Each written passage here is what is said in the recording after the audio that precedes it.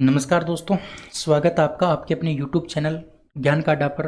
दोस्तों, मैं हूं राकेश सिहाग और आज हम बात करने वाले हैं 1 दिसंबर के करंट अफेयर के बारे में।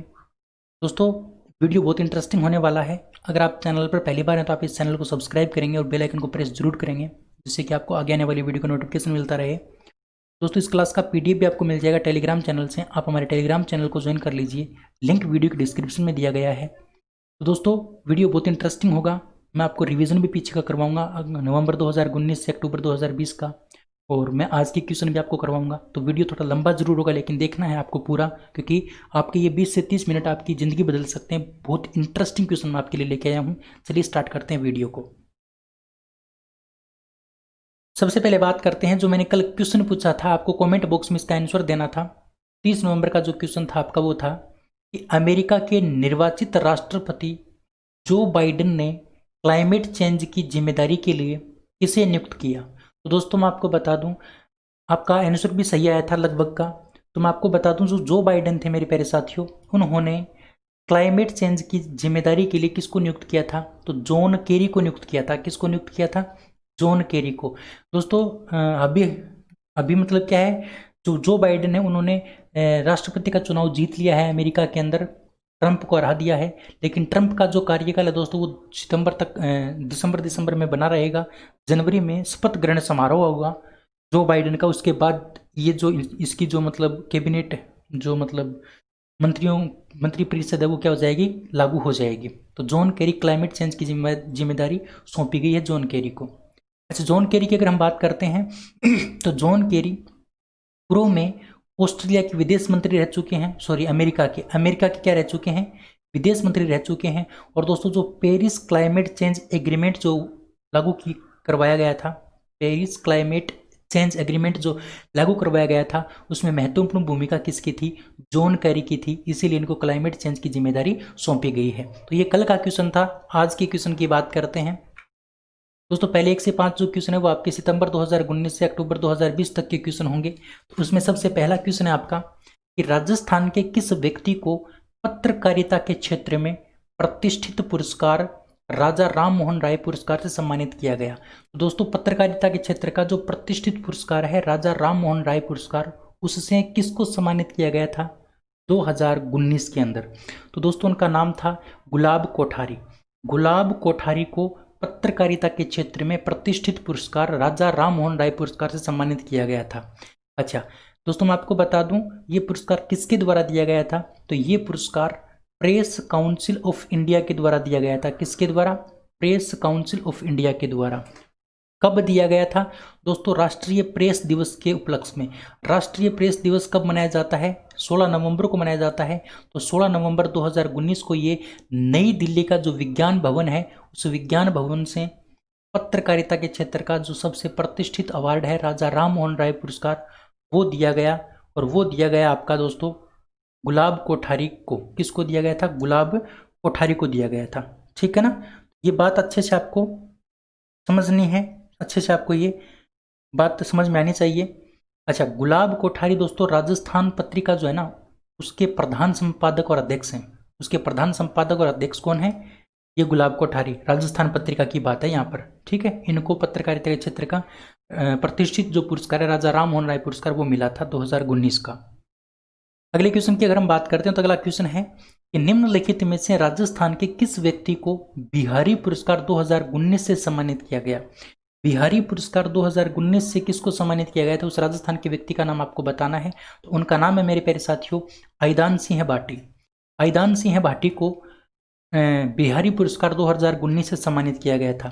अच्छा, राजस्थानी भाषा के मशहूर कवि हैं जिनका नाम है डॉक्टर आइदान सिंह भाटी। इनको दोस्तों ये पुरस्कार मिला, और कौन सी कृति के लिए मिला? तो इनकी कृति का नाम आपको ध्यान रखना। इनकी कृति थी आंख ही मेरा हरियल सपना।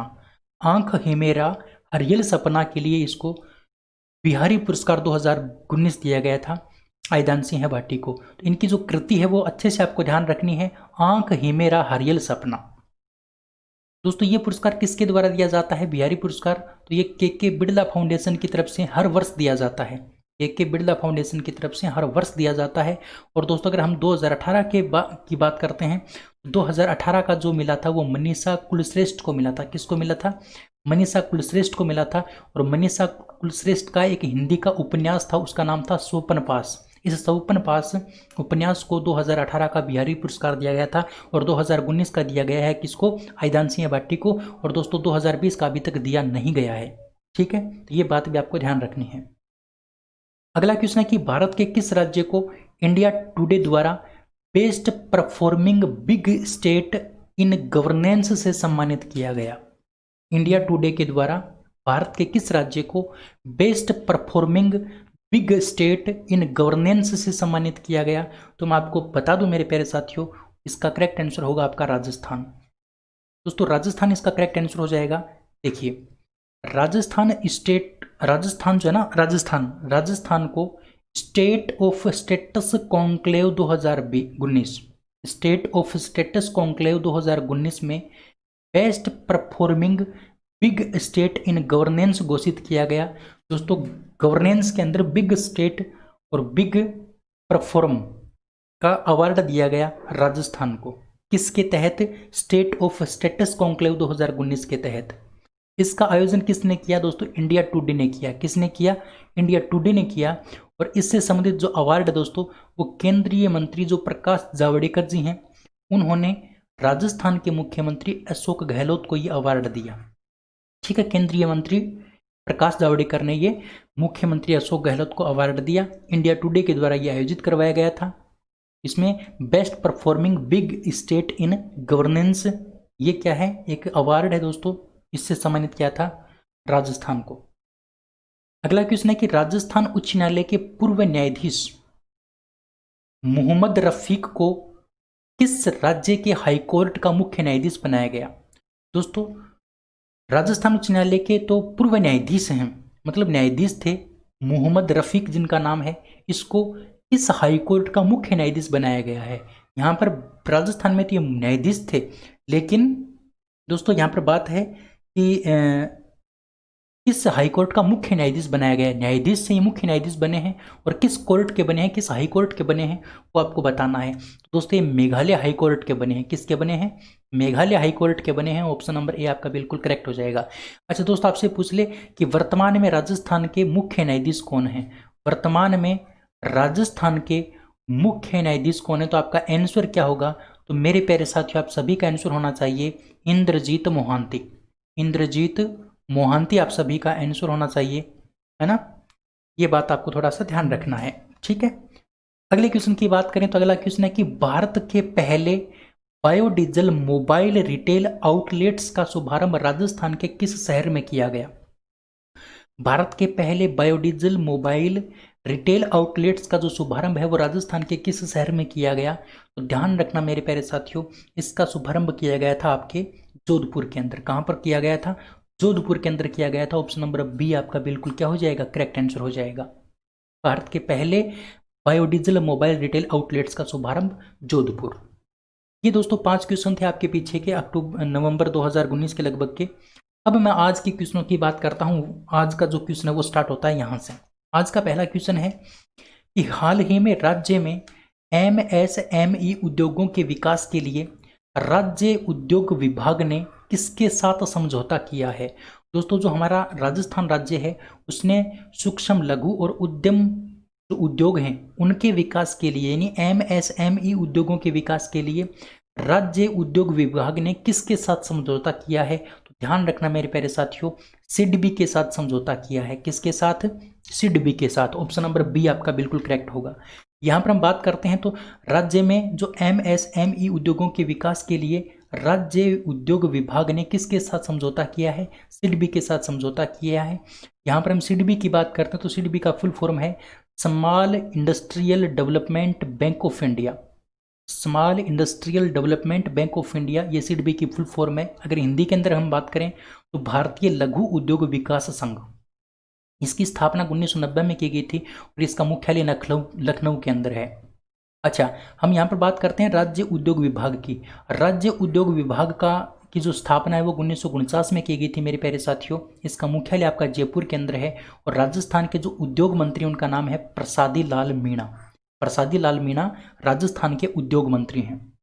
ठीक है, चलिए अगले क्वेश्चन की बात करें तो अगला क्वेश्चन है कि हाल ही में केंद्र सरकार द्वारा जारी राज्य स्टार्टअप रैंकिंग में राजस्थान को किस श्रेणी में रखा गया है। तो ध्यान रखना मेरे प्यारे साथियों, राज्य स्टार्टअप रैंकिंग की जो श्रेणी है उसमें राजस्थान को किस श्रेणी में रखा गया है। तो राजस्थान को अग्रणी श्रेणी में रखा गया है। कौन सी श्रेणी में? अग्रणी श्रेणी में। ऑप्शन नंबर बी आपका बिल्कुल करेक्ट होगा। राज्य स्टार्टअप रैंकिंग में राजस्थान को अग्रणी श्रेणी में रखा गया है। और इस क्वेश्चन के बारे में हम डिस्कस करें तो देखिए, स्टार्टअप इंडिया की शुरुआत कब की गई थी? 15 अगस्त 2015 से की गई थी। यानी इसकी शुरुआत कब से की जा रही है? कब से की गई थी? 15 अगस्त 2015 से की गई थी स्टार्टअप इंडिया की शुरुआत। और वर्तमान में 2020 के अंदर जो राज्य स्टार्टअप रैंकिंग जो जारी की गई है, इसमें कितनी श्रेणियों को शामिल किया गया? 5 श्रेणियों को शामिल किया गया। जैसे सर्वश्रेष्ठ श्रेणी हो गई, उत्तम श्रेणी हो गई, अग्रणी श्रेणी हो गई, आकांक्षी अग्रणी श्रेणी हो गई। इस प्रकार से ये क्या है, 5 श्रेणियां शामिल की गई थी। इसमें सर्वश्रेष्ठ श्रेणी में तो रखा गया गुजरात को। उत्तम प्रदर्शन की श्रेणी में किसको रखा गया? उत्तम प्रदर्शन की श्रेणी में एक तो कर्नाटक को रखा गया और एक केरल को रखा गया। और दोस्तों अग्रणी राज्यों की श्रेणी में जो रखा गया वो रखा गया राजस्थान को, महाराष्ट्र को, उड़ीसा को और बिहार को। तो अग्रणी श्रेणी में राजस्थान, महाराष्ट्र, उड़ीसा और बिहार। सर्वश्रेष्ठ की श्रेणी में गुजरात और उत्तम प्रदर्शन की श्रेणी में रखा गया दोस्तों कर्नाटक, केरल को। ध्यान रखना, बड़ी इंपॉर्टेंट बात मैंने आपको बताई है। अगला क्वेश्चन है आपके सामने कि छबड़ा थर्मल पावर प्लांट में 5वीं और 6ठी इकाई के लोकार्पण के उत्पादन क्षमता कितनी हो गई है। यानी छबड़ा जो थर्मल पावर प्लांट है उसमें 5वीं और 6ठी इकाई का जब अभी क्या हो गया, लोकार्पण हो गया। उस लोकार्पण होने से उत्पादन क्षमता में उसकी उत्पादन क्षमता बढ़कर के कितनी हो गई है। दोस्तों मैं आपको बता दूं, पहले छबड़ा थर्मल पावर प्लांट में 4 इकाइयाँ हुआ करती थी। कितनी इकाइयाँ?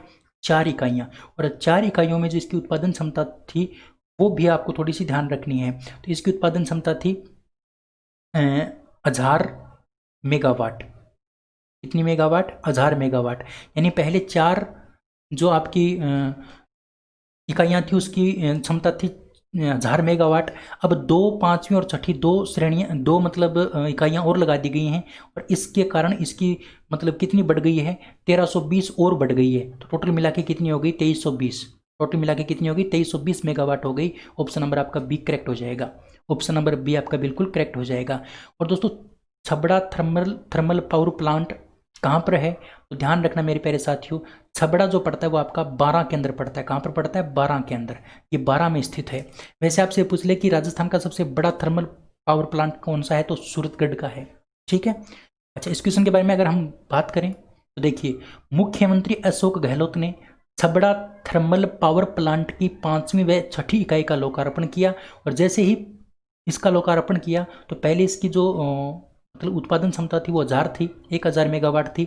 अब वो 1320 और बढ़ गई। इसका मतलब टोटल कितनी होगी? 2320 मेगावाट हो गई। अगला क्वेश्चन है कि बेटी बचाओ बेटी पढ़ाओ जागरूकता फैलाने में देश का कौन सा जिला टॉप पर रहा है। दोस्तों बेटी बचाओ बेटी पढ़ाओ के बारे में जागरूकता फैलाने के मामले में देश का कौन सा जिला टॉप पर रहा है। तो दोस्तों देश का जो जिला टॉप पर रहा है उसका नाम है नागौर। राजस्थान का नागौर जिला देश में सबसे टॉप किया है ना, बेटी बचाओ बेटी पढ़ाओ जागरूकता फैलाने के मामले में। ऑप्शन नंबर बी आपका बिल्कुल करेक्ट हो जाएगा। दोस्तों बेटी बचाओ बेटी पढ़ाओ कार्यक्रम को लेकर जागरूकता फैलाने में देश भर में नागौर क्या रहा है? टॉप पर रहा है। पूरे देश में, पूरे भारत देश में नागौर टॉप पर रहा है। और दोस्तों केंद्रीय महिला व बाल विकास मंत्रालय की ओर से, केंद्रीय महिला व बाल विकास मंत्रालय की ओर से नागौर के जो कलेक्टर हैं जिनका नाम है दिनेश कुमार यादव, दिनेश कुमार यादव को क्या किया गया था? सम्मानित किया गया था। और दोस्तों इस सम्मान के लिए देश भर में महज 10 जिलों को चुना गया था। और उन 10 जिलों में सबसे टॉप किसने किया? नागौर ने टॉप किया। और सिर्फ राजस्थान का एक ही जिला था नागौर इसमें शामिल, और वही क्या कर गया? टॉप कर गया। ठीक है। चलिए अगले क्वेश्चन की अगर हम बात करें तो अगला क्वेश्चन है कि हैप्पीनेस इंडेक्स 2020 में राजस्थान को कौन सा स्थान मिला है। हैप्पीनेस इंडेक्स 2020 में राजस्थान को कौन सा स्थान मिला है। तो ध्यान रखना मेरे प्यारे साथियों, इस इंडेक्स के अंदर, हैप्पीनेस इंडेक्स के अंदर राजस्थान को 31वां स्थान मिला है। कौन सा स्थान मिला है? 31वां स्थान मिला है। ध्यान रखना, हैप्पीनेस इंडेक्स का मतलब होता है खुश रहने की जो सूची जारी की गई है, भाई कौन कितने खुश हैं। तो इस मामले में राजस्थान का कौन सा स्थान है? 31वां स्थान है। इस स्थान में, इसमें कौन सा स्थान है? राजस्थान का 31वां स्थान है। और दोस्तों ये जो इंडेक्स है ये भारत के अंदर पहली बार जारी की गई है, ये पहली बार जारी की गई, ध्यान रखना, ये पहली बार इंडेक्स जारी की गई है, हैप्पीनेस इंडेक्स, ध्यान रखना बड़ी अच्छे से। उम्मीद करता हूँ ये बात आपको समझ में आई होगी। और दोस्तों रिपोर्ट के मुताबिक देश में कुंवारे लड़कों की तुलना में शादीशुदा जो लोग हैं वो क्या हैं, ज़्यादा खुश हैं। ये रिपोर्ट बताती है कि जो कुंवारे जो लड़के हैं उनकी तुलना में जो शादीशुदा लोग हैं वो ज़्यादा खुश हैं। अच्छा, कुंवारे लड़के क्यों मतलब टेंशन में रहते हैं, क्यों ज़्यादा खुश नहीं रह पाते? क्योंकि सबसे बड़ी बात तो उनको शादी की टेंशन, दूसरी उनको नौकरी की टेंशन। अब जब नौकरी नहीं मिलेगी तो आपको पता है अभी छोकरी भी नहीं मिलेगी, तो आपको पढ़ाई तो करनी पड़ेगी। अब आप इस वीडियो को छोड़ के ऐसे भाग रहे हो जैसे आपके पीछे कुत्ता लगा है, तो भाई भागना नहीं है, आपको कुछ ना कुछ टाइम देना पड़ेगा, तभी आप सक्सेस हो पाओगे। मेरी बात आपको बुरी लग रही होगी लेकिन बात सच है, आपको टाइम देना पड़ेगा। ऐसी मतलब किसी में हिम्मत नहीं है कि हमारे लक्ष्य से हमको कोई हटा दे, बस हमारे ऊपर डिपेंड करता है हम किस प्रकार से उसको दिमाग में रखते हैं, किस प्रकार से उसको लेके चलते हैं। तो बात करते हैं दोस्तों इस क्वेश्चन की। ये इंडेक्स है ना, इस इंडेक्स में 5 पैरामीटर, इसमें मतलब 5 पैरामीटर के आधार पर ये जारी की गई है। और वो 5 पैरामीटर कौन कौन से हैं?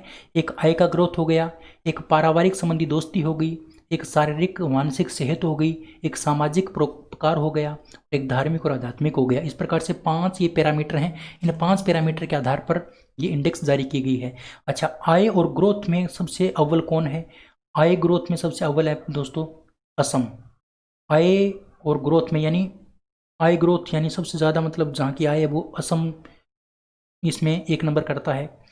पारिवारिक संबंधी दोस्ती के अंदर पंजाब, यानी परिवारों के आपस में दोस्ती के मामले में अगर देखें तो पंजाब 1 नंबर पर आता है।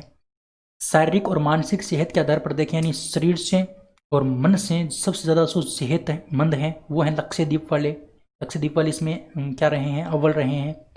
सामाजिक और परोपकार के मामले में अगर देखें तो लद्दाख वाले इसमें 1 नंबर रहे हैं। और दोस्तों धर्म और आध्यात्मिक की बात अगर करें तो इसमें मिजोरम, पंजाब, अंडमान निकोबार ये 3 राज्य इसमें टॉप किए हैं। ठीक है, राजस्थान को मिला है 31वां स्थान। बड़े दुख की बात है ये बताते हुए, हर्ज हो रहा है, दुख हो रहा है, लेकिन बतानी पड़ती है। कोई दिक्कत तो वैसे नहीं होनी चाहिए लेकिन बतानी जरूरी है। ठीक है, चलिए अगला क्वेश्चन है कि कर्नाटक की सरकार ने हावेरी रेलवे स्टेशन का नाम किसके नाम पर रखने की घोषणा की है? तो दोस्तों कर्नाटक सरकार ने हावेरी रेलवे स्टेशन का नाम बदल करके किसके नाम पर रखने की घोषणा की है? तो महादेवप्पा मोलारा, महादेवप्पा मेलारा, महादेवप्पा मेलारा के नाम पर ये हावेरी रेलवे स्टेशन का नाम किया जाएगा। अच्छा दोस्तों ये कौन थे?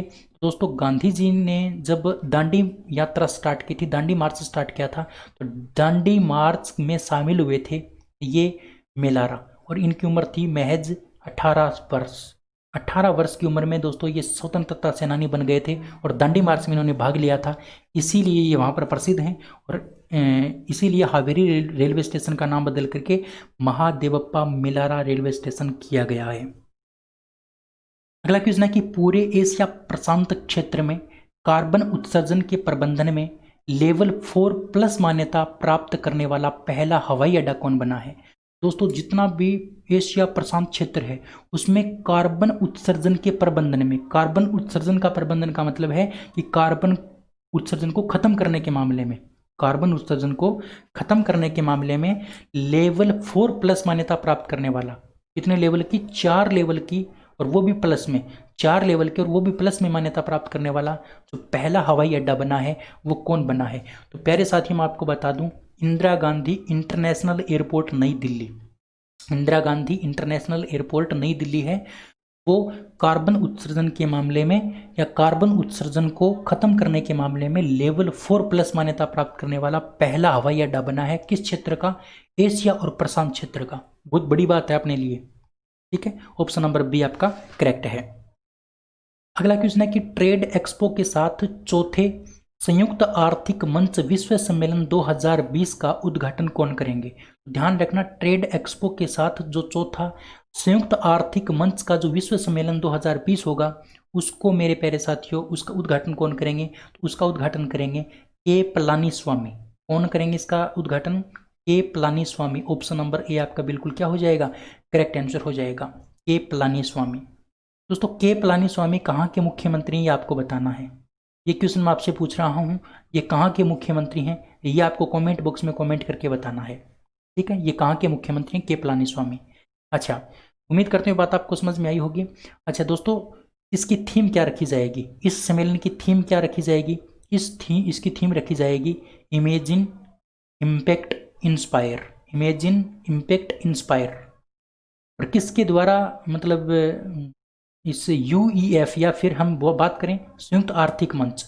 संयुक्त आर्थिक मंच की अगर हम बात करते हैं तो संयुक्त आर्थिक मंच को शॉर्ट में कहा जाता है यूईएफ। यूईएफ, यू से यूनाइटेड, ई से इकोनॉमिक और एफ से फर्म।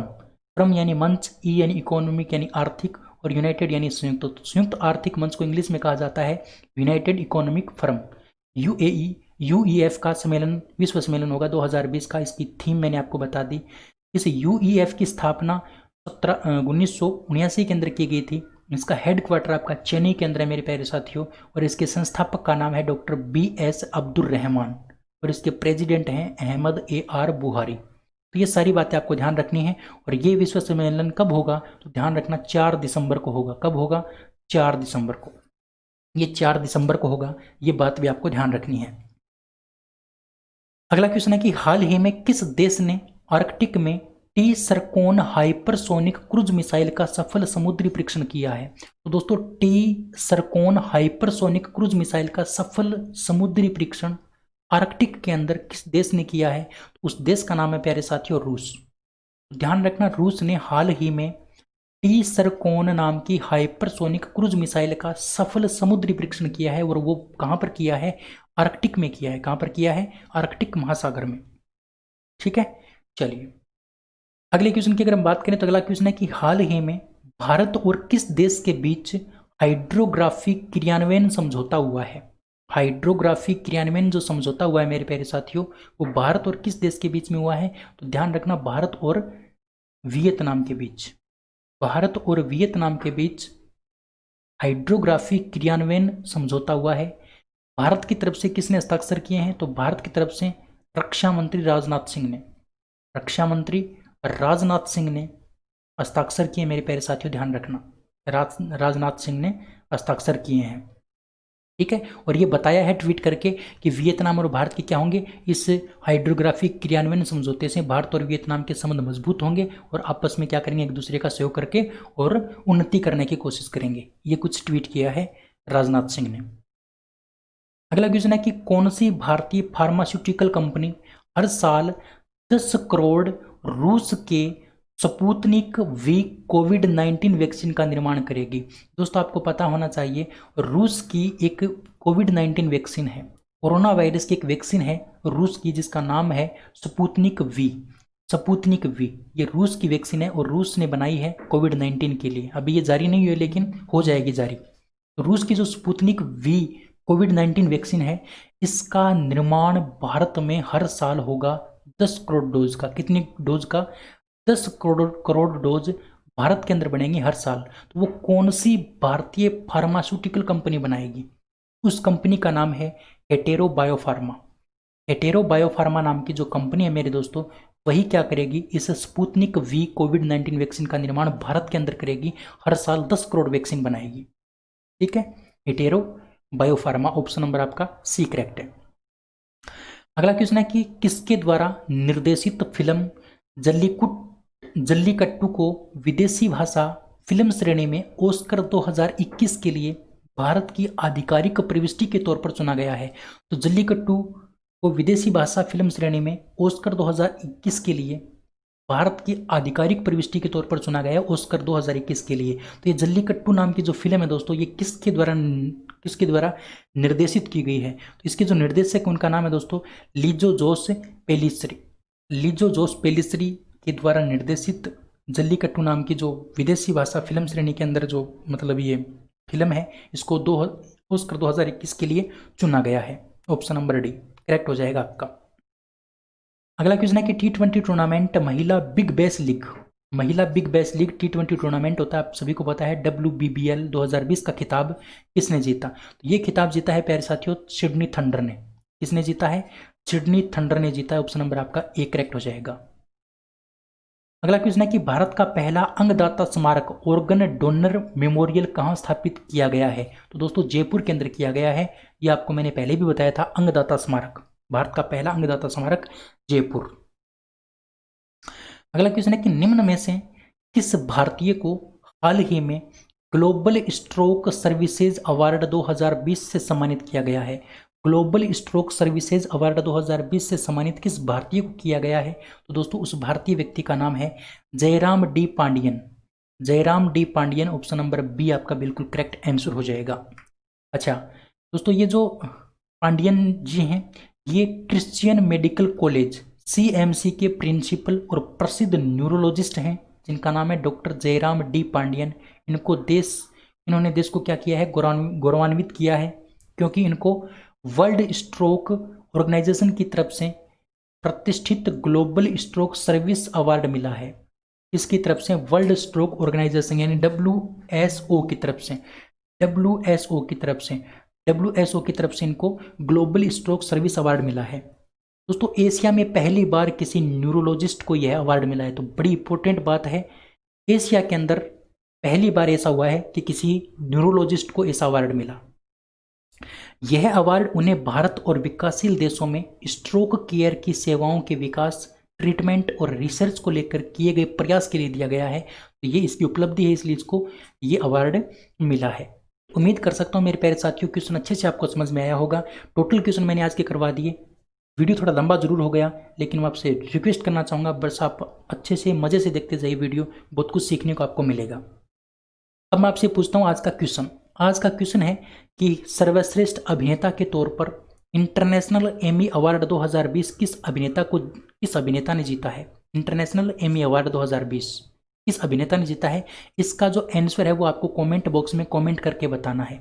देखना चाहूँगा कौन कौन कमेंट करता है, कौन कौन वीडियो के लास्ट तक पहुँचता है, आपका पता चल जाएगा। यह आपको अच्छे से करना है, ठीक है ना। चलिए तो आज की इस वीडियो में इतना ही, अगले वीडियो में फिर मिलेंगे, तब तक के लिए जय हिंद जय Bharat, thank you, bye bye.